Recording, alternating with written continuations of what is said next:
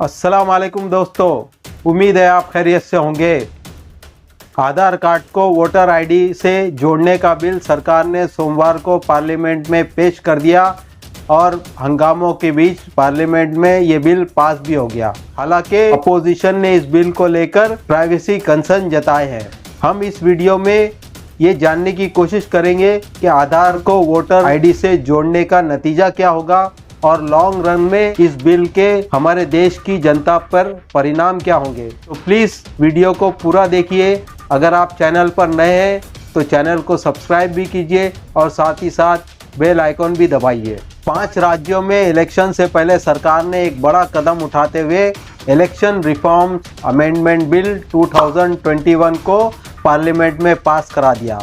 इस बिल के जरिए से सरकार ने वोटर आईडी को आधार से जोड़ने का प्रस्ताव पेश किया है और उसकी वजह ये बताई है कि सरकार बोगस वोटिंग को कंट्रोल करना चाहती है। आपको याद दिला दे कि सुप्रीम कोर्ट ने आधार को लेकर अपने लैंडमार्क जजमेंट में देश की जनता की प्राइवेसी के ताल्लुक से कंसर्न जताते हुए आधार को फाइनेंशियल सर्विस में कंपलसरी किया है और बाकी तमाम सर्विसेज में आधार को कंपलसरी नहीं किया है। मगर फिर भी सरकार ने चोर दरवाजे का इस्तेमाल करते हुए हर सर्विस के साथ में आधार को जोड़ दिया है।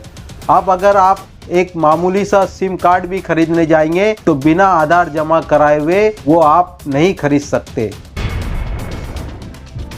सरकार ने आधार को वोटर आईडी से लिंक करने की जो वजह बताई है वो किसी को हजम नहीं हो रही है, क्योंकि सरकार कहती कुछ है और करती कुछ है। सरकार ने किसान बिल और CA/NRC बिल के ताल्लुक से भी लोगों के सामने अच्छी बातें बताई थी और असल मुद्दा लोगों से छुपा लिया था। ये मामला भी सिर्फ बोगस वोटिंग को रोकने जितना नहीं है जैसा कि सरकार बता रही है। हालांकि सरकार के पास में बोगस वोटिंग को रोकने के लिए दूसरे बहुत सारे उपाय मौजूद है। मिसाल के तौर पर वोटिंग लिस्ट में लोगों के फोटो भी है। जब कोई शख्स वोट डालने के लिए जाता है तो वहां पर मौजूद लोग वोटिंग लिस्ट में फोटो से उस शख्स का फोटो आईडी मैच करते हैं और उसके बाद ही वो शख्स वोट डाल सकता है। तो फिर आधार से वोटर आईडी को लिंक करने का आखिर लॉजिक क्या है? हम सबको मालूम है कि हमारी सरकार डिक्टेटर की तरह काम कर रही है। लोग क्या खाएंगे क्या पिएंगे ये सरकार तय कर रही है। देश की जनता क्या बोलेगी और क्या सोचेगी ये भी सरकार बताने लगी है। ऐसे में सरकार के पास में हमारा वोटर आईडी और आधार का डेटा चला जाए तो फिर इसका सीधा मतलब यह है हमारी बहुत सारी जानकारी चली जाएगी, जिसमें सबसे अहम हमारी आंखों की पुतली और फिंगरप्रिंट्स का डेटा और उसके साथ साथ हमारा मोबाइल फोन भी शामिल है। सरकार ने जगह जगह और हर रेलवे स्टेशन के ऊपर हाई फ्रिक्वेंसी कैमरा लगाए हैं, जिसमें आर्टिफिशियल इंटेलिजेंस भी है और जो स्कैनिंग फैसिलिटीज के साथ भी काम करता है और वो कैमरे अपने फ्रेम में आने वाले हर चेहरे को मिनटों में पहचान सकते हैं।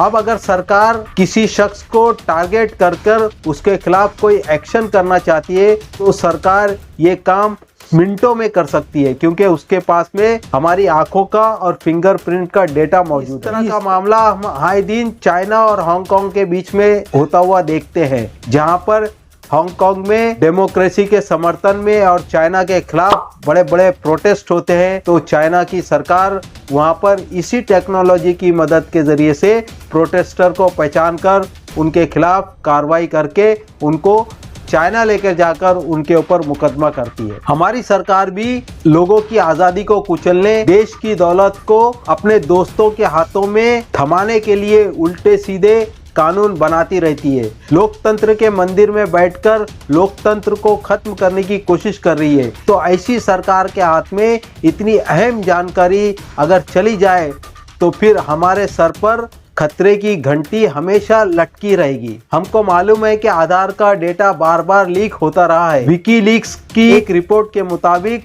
हमारे आधार का डेटा अमेरिका के पास भी मौजूद है। अब अगर हमारी सरकार के पास भी ये डेटा चला जाए तो इस डेटा का मिसयूज नहीं होगा, इसकी गारंटी क्या है?